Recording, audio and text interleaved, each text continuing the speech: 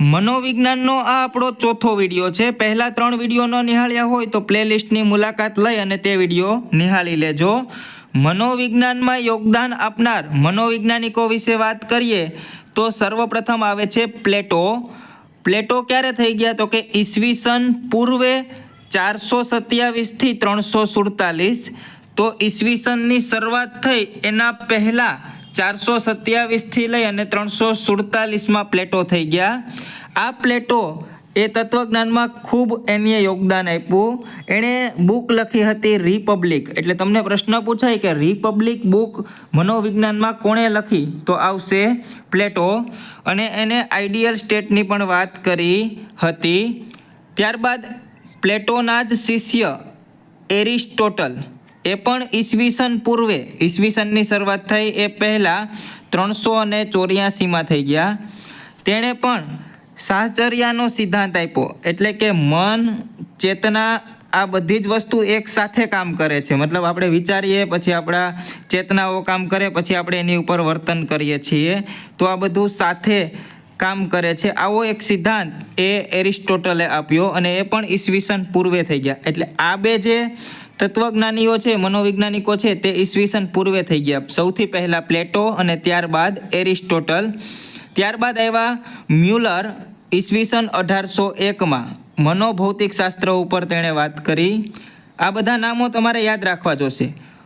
અર્નસ્ટ weber આવ્યા ત્યારબાદ તો એણે આવ્યા હતા 1795માં પણ તેણે આ મ્યુલર પછી વાત કરી હશે મન અને શરીરના સંબંધ અંગેના પ્રયોગો અને સિદ્ધાંતો આપ્યા।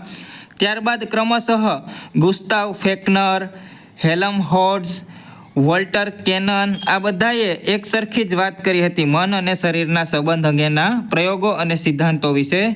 ત્યારબાદ અહીંયા આપણા માટે ખાસ પ્રશ્ન છે કે ત્યારબાદ વિલ્હેમ વુન્ડ 1832ની આજુબાજુમાં મનોવિજ્ઞાનની સૌ પ્રથમ પ્રયોગશાળા સ્થાપી હતી।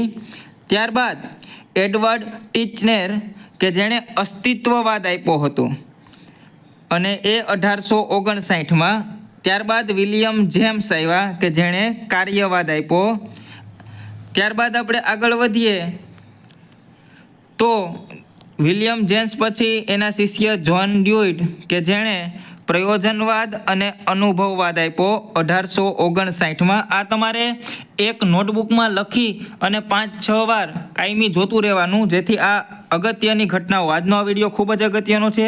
આ વિડીયો લખાણ કરી અને તમે દરરોજ જોતા રહેજો। આમાંથી 1-2 પ્રશ્નો મનોવિજ્ઞાનના પૂછાય જ છે ટેટટાટમાં। તો આ વિડીયો ખૂબ જ અગત્યનો છે। અથવા તો આ જ વિડીયો સેવ કરી અને ક્યાંક લિંક શેર કરી દો જેથી તમારે આ વિડીયોનું રિવિઝન તો કરતું જ રહેવાનું છે। ભલે 2x સ્પીડે કરો, સેટિંગમાં જઈ અને 2x કરી દો તો તમને ઝડપથી આ વિડીયો પૂરો થઈ જશે પરંતુ રિવિઝન કરવાનું જ છે આ વિડીયોનું। ત્યારબાદ જેબી વોટસન આવ્યા અને એણે વર્તનવાદ આપ્યો। ત્યારબાદ સિગમન્ડ ફ્રોઈડ આવ્યા કે જેણે મનોવિશ્લેષણવાદ આપ્યો। આપણે આગળની થિયરીમાં આ બધા ભણી ગયા છે ને અડધા આપણે આગળ ભણીશું જેમ કે આ પાવલોવ ને સ્કિનર ને એ બધા આપણે આગળ ભણવાના જ છે।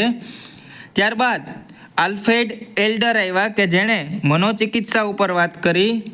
કાર્લ યુંગ કે જેણે વિશ્લેષણાત્મક મનોવિજ્ઞાન આપ્યું। ત્યારબાદ આઈપી પાવલો આપણે આનો જે પ્રયોગ છે પણ ભણવાના છે કે શિક્ષણ ક્ષેત્રે શાસ્ત્રીય અભિસંધાન આપ્યું। આ એમપી છે આપણે આગળ ભણવાના છે। તમે આપણી ચેનલને સબસ્ક્રાઈબ કરી દેજો જેથી નવા વિડીયો છે તે તમને મળતા રહે। ત્યારબાદ BF સ્કિનર આવ્યા અને સ્કિનરે પણ એક પ્રયોગ કર્યો તે પણ આપણે આગળ ભણવાનો છે। અભિક્રમિક અધ્યયન કારક અભિસંધાન આ ખૂબ જ આઈએમપી છે। સ્કિનર પાવલો આ બધા ખૂબ જ આઈએમપી છે મનોવૈજ્ઞાનિકમાં। તો એનો અભ્યાસ આપણે એક પર્ટિક્યુલર વિડીયોમાં આગળ કરવાનો છે। ચિમ્પાન્જીનો પ્રયોગ ને બિલાડીનો પ્રયોગ ને ત્યારે આ બધા વિશે આપણે વિગતવાર વાત કરીશું। ત્યારબાદ એબિંગ હોસ આવ્યા કે જેણે સ્મૃતિ બ્રુકઈ લખી અને આ બુક વિશે પ્રયોગય કર્યા। તો હોશમાં રહી અને સ્મૃતિ વિશે વાત કરી આવું તમે યાદ રાખી શકો। ત્યારબાદ આપણે આગળ વધીએ તો અહીંથી ખૂબ જ અગત્યનું છે આધુનિક મનોવિજ્ઞાનનો વિકાસ ક્યારે કેવી રીતે થયો।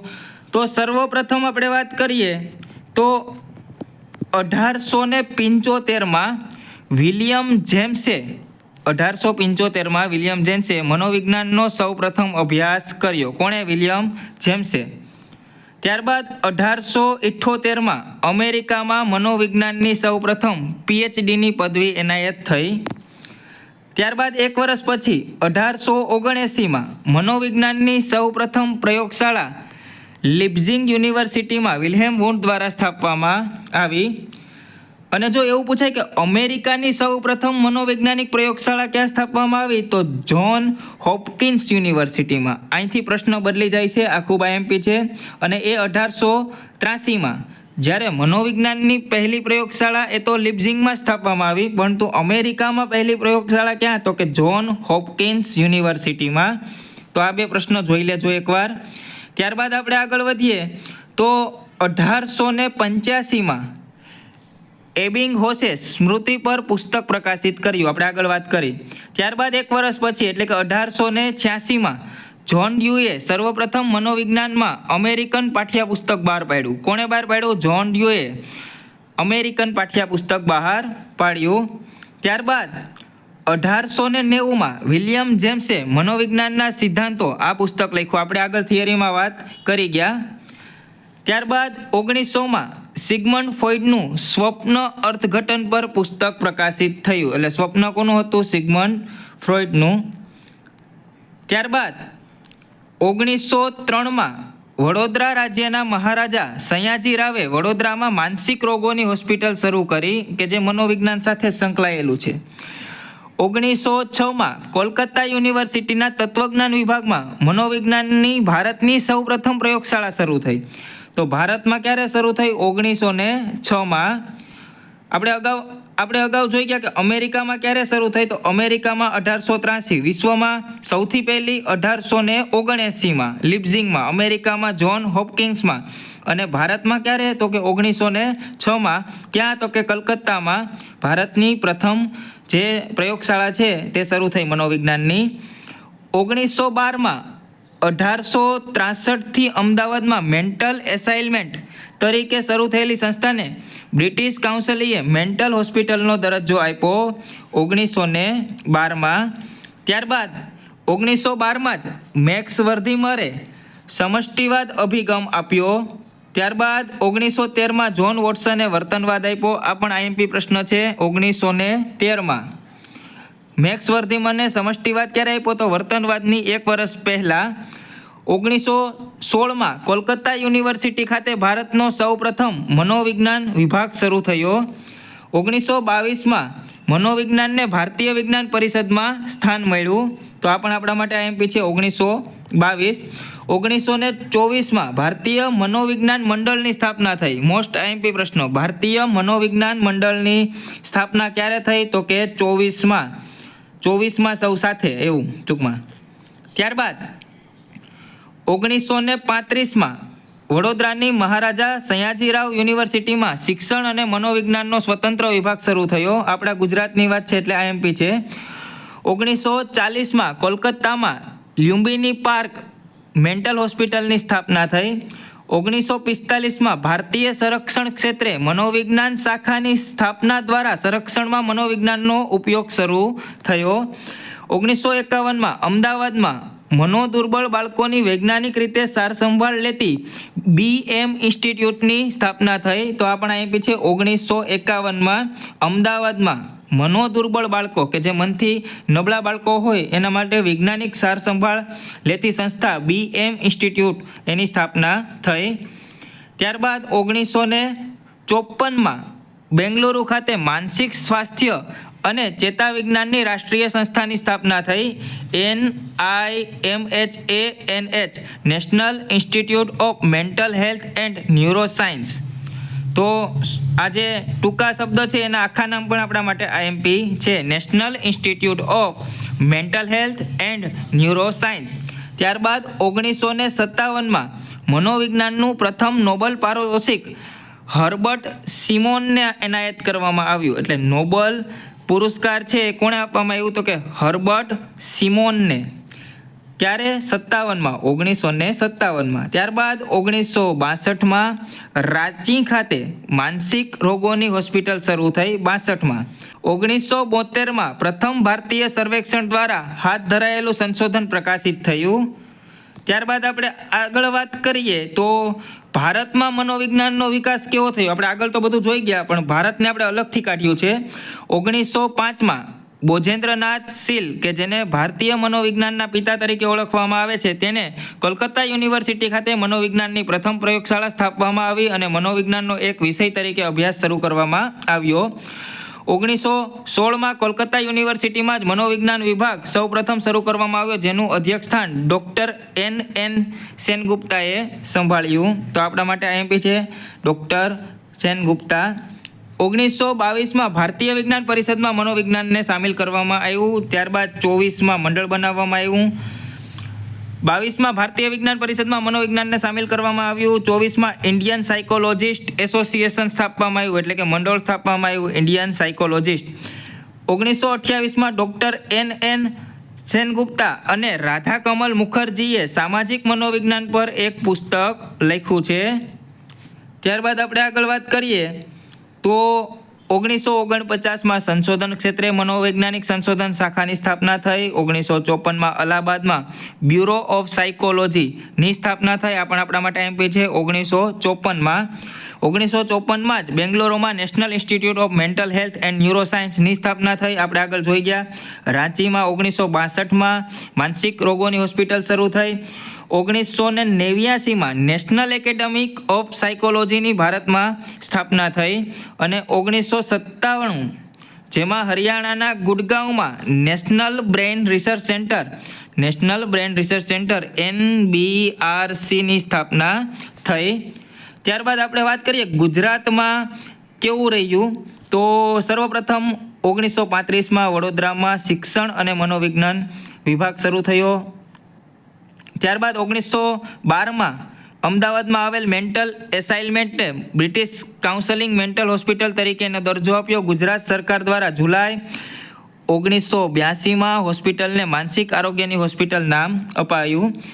1951માં અમદાવાદમાં માનસિક સ્વાસ્થ્ય માટેની BM ઇન્સ્ટિટ્યૂટની સ્થાપના થઈ, જેમાં માનસિક સ્વાસ્થ્યના ક્ષેત્રે ઘણું કામ થયું. 1952માં નવસારીની ગાર્ડો કોલેજમાં ગુજરાત યુનિવર્સિટી સંલગ્ન મનોવિજ્ઞાનનું અનુસ્નાતક કેન્દ્ર શરૂ કરાયું. અને 1954માં અમદાવાદ ખાતે ગુજરાત યુનિવર્સિટીમાં મનોવિજ્ઞાન વિભાગ શરૂ કરાયો. અમદાવાદમાં ATIRA Ahmedabad textile industrial research association તો સંસ્થા છેલ્લા 5 દાયકાથી ઉદ્યોગમાં ઉપજતા માનવ વર્તનમાં તેમજ માનવ શક્તિના ઉપયોગને લગતા પ્રશ્નો માટે સંશોધન માટેનો વિભાગ કામ કરી રહ્યો છે. તો આ નામ પણ આઈએમપી છે. અટીરાનું full form Ahmedabad textile industrial research association. ત્યારબાદ આપણે હવે પ્રશ્ન જોઈએ તો અત્યાર સુધીની જે થિયરી છે તે તમને આવડતી હશે તો બધા પ્રશ્ન આવડી જશે. અત્યાર સુધીના 4 વિડીયોના થોડા ઘણા પ્રશ્નો લીધા છે. આ વિડીયોના તો તમામ પ્રશ્ન આવડી જ લીધા છે, પણ અગાઉના 3 વિડીયોના પણ પ્રશ્ન અહીં આપણે લીધા છે. તો 4 વિડીયો પહેલાં નિહાળો અને પછી આ પ્રશ્ન જોજો. કઈ યુનિવર્સિટીના તત્વજ્ઞાન વિભાગમાં 1906માં મનોવિજ્ઞાનની ભારતની સૌપ્રથમ પ્રયોગશાળા શરૂ થઈ? તો આપણે બધાને ખબર છે કે કોલકાતામાં. ત્યારબાદ આપણે આગળ વધીએ તો માનવીના સારા કે ખરાબ વર્તન માટે વાતાવરણમાં જવાબદાર છે આવું કયો અભિગમ દર્શાવે છે? તો આવો છે એ સમાજલક્ષી અભિગમ છે તે દર્શાવે છે. આપણે અગાઉના વિડીયોમાં જોઈ ગયા. ત્યારબાદ આપણે આગળ વાત કરીએ તો જોડકું જોડવાનું છે. પ્લેટો ક્યારે થઈ ગયા? તો કે ઈસવીસન પૂર્વે 427, એટલે પહેલાં ઈ. ત્યારબાદ એરિસ્ટોટલ પણ ઈસવીસન પૂર્વે થઈ ગયા, એટલે ડી. ત્યારબાદ વિલિયમ વુન્ડ એ 1832થી, એટલે સી. ત્યારબાદ વિલિયમ વુન્ડ પછી જેમ્સ આવ્યા, એટલે બી. અને એબિંગહોસ એટલે એ. EDCBA એટલે આપણો જવાબ થશે એ. ત્યારબાદ આપણે આગળ વધીએ તો ભારતીય મનોવિજ્ઞાનના પિતા તરીકે કોણ જાણીતું છે? તો ભારતીય મનોવિજ્ઞાનના પિતા તરીકે બોજેન્દ્રનાથ શીલ જાણીતા છે. ત્યારબાદ રિપબ્લિક નામનું પુસ્તક કોણે લખ્યું? તો રિપબ્લિક નામનું પુસ્તક છે તે પ્લેટો દ્વારા લખવામાં આવ્યું છે. આપણે અગાઉ વાત કરી ગયા. ત્યારબાદ આપણે આગળ વધીએ તો જોડકા જોડવાના છે. અસ્તિત્વવાદ કોણે આપ્યો? તો અસ્તિત્વવાદ છે તે ટીચનર દ્વારા આપવામાં આવ્યો છે. તમને એક તો આવડી જશે આ વર્તનવાદ તો કે વોટસન, મનોવિશ્લેષણવાદ તો કે સિગમન્ડ ફ્રોઈડ, કાર્યવાદ કોણે આપ્યો તો કાર્યવાદ છે એ જ્હોન ડ્યુઈ દ્વારા આપવામાં આવ્યો છે અને પ્રયોજનવાદ છે તે વિલિયમ જેમ્સ દ્વારા. તો અહીં પણ EDCBA થશે. તો અહીં આપણો જવાબ થશે એ EDCBA. ત્યારબાદ આપણે આગળ વધીએ તો વિલિયમ વુન્ટનું મનોવિજ્ઞાનમાં શું પ્રાધાન્ય છે? તો સૌ પ્રથમ પ્રયોગશાળા સ્થાપવાની શરૂઆત કોણે કરી હતી? વિલિયમ વુન્ટે. ત્યારબાદ આપણે આગળ વધીએ, સ્મૃતિ અંગેનો પ્રયોગ છે તે હોશે કર્યો. મેં કીધું હતું કે હોશ અને સ્મૃતિ. ત્યારબાદ અભિક્રમિક કારક અધ્યયન છે એ સ્કિનર દ્વારા કરવામાં આવ્યો છે. શાસ્ત્રીય અભિસંધાન પાવલો દ્વારા કરવામાં આવ્યું છે. ત્યારબાદ સાહચર્યાનો સિદ્ધાંત એરિસ્ટોટલ મેં સમજાવ્યું આગળ થિયરીમાં. અને મનોચિકિત્સા છે એ મનોચિકિત્સા એ એલ્ડર દ્વારા કરવામાં આવ્યું છે. તો આપણો જવાબ થશે અહીં બી એ આપણે સાચો જવાબ થશે. ત્યારબાદ આપણે આગળ વધીએ તો મન અને શરીરના સંબંધ અંગેના પ્રયોગ અને સિદ્ધાંતો નીચેનામાંથી કોણે આપ્યા? તો મન અને શરીર આવે ત્યાં સિગમન્ડ ફ્રોઈડ આવશે. તો અહીં આપણો જવાબ થશે ડી. અમેરિકામાં સૌપ્રથમ મનોવૈજ્ઞાનિક PhDની પદવી ક્યારે એનાયત થઈ હતી? તો આપણે અગાઉ થિયરીમાં ભણી ગયા છે કે 1878માં આ પદવી એનાયત થઈ હતી.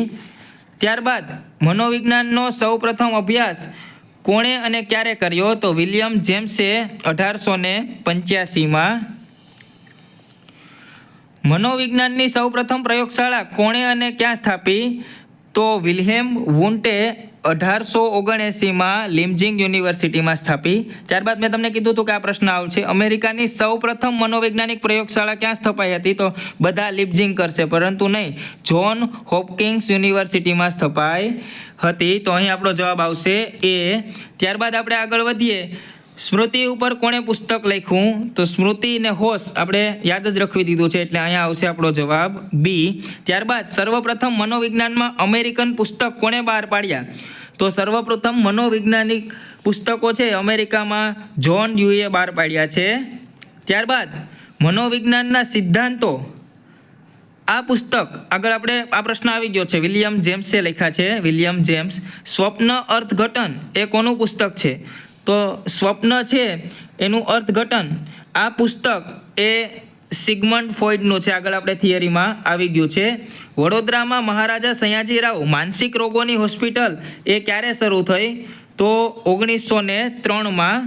1903માં આ હોસ્પિટલ છે તે શરૂ કરવામાં આવી. ત્યારબાદ આપણે આગળ વધીએ તો માનવી એ ભૂતકાળના અને વર્તમાનના અનુભવોનું પોટલું નથી. આવો કયો મનોવૈજ્ઞાનિક અનુભવ કહે છે? તો હકારાત્મક વિચારવાનું છે કે ભૂતકાળમાં જે થયું હોય તે આપણે આગળ થિયરીમાં ભણી ગયા એટલે માનવવાદી અભિગમ આવશે. ત્યારબાદ આપણે આગળ વધીએ તો મેન્ટલ હોસ્પિટલ અમદાવાદમાં ક્યારે શરૂ થઈ? તો મેન્ટલ હોસ્પિટલ છે તે 1912માં શરૂ થઈ હતી. આગળ થિયરીમાં ભણી ગયા. જ્હોન વોટસને વર્તનવાદ ક્યારે આપ્યો? તો IMP પ્રશ્ન છે 1913માં. માનસિક સ્વાસ્થ્ય અને ચેતા વિજ્ઞાનની રાષ્ટ્રીય સંસ્થા NIMHANH 1955માં ક્યાં સ્થપાઈ હતી? તો આ સંસ્થા છે તે બેંગ્લોરમાં સ્થપાઈ હતી. ત્યારબાદ આપણે આગળ વધીએ તો મેક્સ વર્ધીમરે સમષ્ટિવાદ ક્યારે આપ્યો? તો 1912માં આ સમષ્ટિવાદ આપ્યો છે. વડોદરાની મહારાજા સયાજીરાવ યુનિવર્સિટીમાં શિક્ષણ અને મનોવિજ્ઞાનનો સ્વતંત્ર વિભાગ ક્યારે શરૂ થયો? તો 1935માં આ વિભાગ શરૂ થયો. મનોવિજ્ઞાન એ ખાલી જગ્યા વિજ્ઞાન છે એટલે સર્વપ્રથમ તો એ આત્માનું વિજ્ઞાન જ હતું. આપણે પહેલો જ લેક્ચરમાં આપણે આ ભણી ગયા હતા એટલે આત્માનું વિજ્ઞાન એ આપણો જવાબ આવશે. ત્યારબાદ આગળ વધીએ તો 1951માં અમદાવાદમાં મનોદુર્બળ બાળકોની વૈજ્ઞાનિક રીતે સાર સંભાળ લેતી કઈ સંસ્થા સ્થપાઈ હતી? તો કે BM ઇન્સ્ટિટ્યૂટ. આપણે આગળ થિયરીમાં ભણી ગયા. ત્યારબાદ જોડકું જોડવાનું છે અને આ જોડકું ખૂબ અગત્યનું છે. તો અહીં મનોવિજ્ઞાનને ભારતીય વિજ્ઞાન પરિષદમાં સ્થાન કાળે ક્યારે મળ્યું? તો કે ભાઈ 1922માં સ્થાન મળ્યું. 22માં સ્થાન મળ્યું એટલે ઈ. ત્યારબાદ મંડળ ક્યારે સ્થપાણું? બધા સાથે ક્યારે આવ્યા? તો કે ભાઈ 24માં સાથે આવ્યા. તો પછી સી.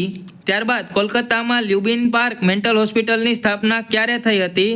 તો 1940માં.